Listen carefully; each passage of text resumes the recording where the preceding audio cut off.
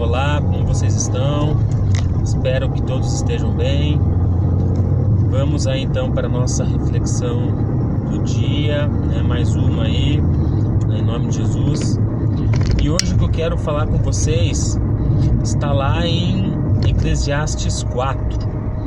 Eclesiastes 4, ele fala, né? Salomão fala para nós uma passagem, um versículo muito interessante, que é a questão de uma reflexão dele mesmo, né? Que ele percebeu que todo o trabalho do homem é fruto, né, da inveja que nós temos do outro.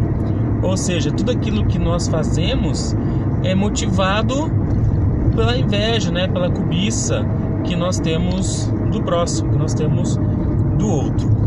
E isso me chama atenção, né, porque muitas vezes a gente realmente é motivado a ter as coisas, a conquistar as coisas por meio da comparação, né? Por meio de olhar o outro.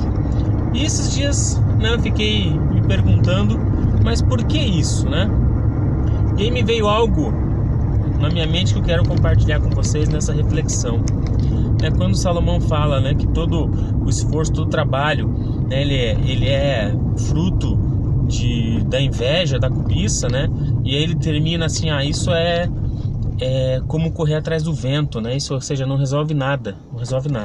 Mas por que nós somos assim, né? Essa foi uma pergunta aí que eu tive comigo mesmo, e algumas reflexões, né, eu quero trabalhar agora.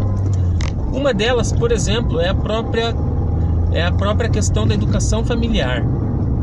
Então, por exemplo, né, quem tem aí os pais que possuem filhos, né, possuem mais de um filho geralmente, né, vai lá e tem a seguinte situação, né, precisamos comprar um tênis pro Beltrano. Então compra-se o tênis pro Beltrano, mas, né, como pais e zelosos, a gente acaba comprando um tênis pro Beltrano e pro fulano. Ou seja, o fulano não precisa do tênis, quem precisa é o Beltrano, mas a gente acaba comprando o tênis para os dois, porque, né, se comprou para um, tem que comprar para outro. E a pergunta que eu faço é: por que tem que comprar para o outro se quem precisa é um e não o outro? Aí é a mesma coisa, né? Às vezes daí o fulano precisa de uma calça, compra-se a calça pro fulano. Não, mas também temos que comprar a calça pro Beltrano, porque afinal de contas, né, se deu a calça para um, tem que dar a calça para outro.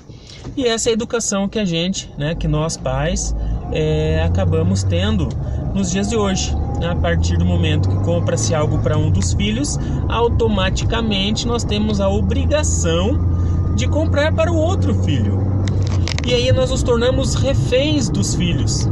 Porque quando nós não compramos algo para o outro, por não haver necessidade, há uma cobrança em cima de nós, né? Há uma cobrança em que, se você deu para ele, tem que dar para mim também. Se você comprou algo para ele, tem que comprar para mim também. E aí nós criamos, de forma instintiva, essa questão de nós nos compararmos ao outro, de nós analisarmos o que o outro tem e aí começar a querer ter o que o outro tem. Nem sempre o querer o que o outro tem porque a gente precisa, mas sim só porque o outro tem. Porque nós somos acostumados desde criança a recebermos algo que não merecemos, porque nós ganhamos as coisas em função do que o outro ganhou. Então, por exemplo, né, um caso que aconteceu comigo há muitos anos atrás, né, eu tive aí o privilégio de ganhar um carro dos meus pais na época, né, 20 e poucos anos atrás. Eu ganhei um Fusquinha 1970. Maravilha, né? Show de bola, não tive o que reclamar. Aí, passado um tempo, eu tenho um irmão, meu pai chegou pra mim, né, e falou assim: não, eu vou comprar um carro melhor pro seu irmão porque eu tô pagando a faculdade pra você e não tô pagando pra ele. Na hora, né, eu não falei nada, não tem nem por que falar, o dinheiro é dele, ele faz o que ele quer. Mas depois, né, muitos anos depois, a gente começa a refletir essa questão. Então, peraí, o meu irmão só ganhou um carro melhor porque ele não estudava e eu estudava. E então a justificativa do pai foi: eu só vou comprar algo melhor para ele do que eu dei para você porque eu já estou gastando dinheiro com você em outra coisa, ok? Ok, então a reflexão fica, e se ele resolvesse estudar e fazer faculdade, será que o pai falaria para ele assim, não, eu não vou pagar mais a sua faculdade porque eu te dei um carro melhor do que pro seu irmão? Será que aconteceria essa situação? Será que o pai realmente falaria isso? De dizer assim, não, eu não vou pagar a tua faculdade porque eu comprei um carro muito mais caro para você do que comprei pro seu irmão? Então fica isso, né? Às vezes a gente, enquanto pai, né, nessa questão nossa, a gente já trabalha na cabeça do filho essa questão da comparação. Só que o problema é que Salomão diz, né, que isso é como correr atrás do vento, ou seja, é inútil, né? Não vai surtir efeito nenhum, não vai acontecer nada. E nós temos que mudar realmente a nossa forma de pensar. Nós temos que mudar o jeito que nós vemos o mundo. Nós temos que ter uma coisa chamada gratidão, né? Nós temos que agradecer por tudo aquilo que nós temos, por tudo aquilo que nos é proporcionado. Assim, eu tenho certeza plena que nós vamos viver muito melhor do que se nós ficarmos apenas olhando aquilo que o outro tem, né? E querendo, invejando ou cobiçando aquilo que o outro tem. Isso é importante, né? Então, cuidar com isso. Cuidar com o que a gente olha, cuidar com o que a gente deseja, ser grato por aquilo que nós temos. Eu tenho uma diferença de conceito aqui de relação à cobiça e à imitação, né? A cobiça, eu entendo que é você querer ter o que o outro tem sem merecer ter, né? Então você quer ter o que o outro tem, mas sem merecer ter aquilo. E o imitar é você querer ter o que o outro tem, mas seguir os passos que o outro fez para conquistar aquilo que você deseja. Então, por exemplo, né? Muitas vezes nós nos comparamos em relação à profissão, em relação a salário, a bens, né? A pessoa lá tem um carro novo, tem uma casa boa, casa própria, né? Alugada, né? Tem um salário bacana, coisa e tal. E a gente sempre, querendo ou não, pro bem e pro mal, a gente acaba sempre se comparando. O que é o cobiçar? O cobiçar é querer ter o que ele tem sem passar por aquilo que ele passou.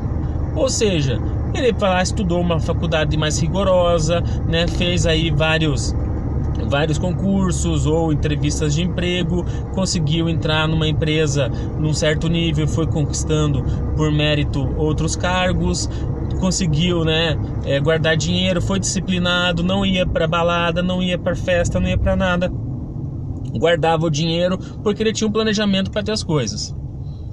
Então você sabe o que tem que fazer. Você tem que fazer uma faculdade, ou ter um estudo formal, ter lá um diploma, uma certa experiência.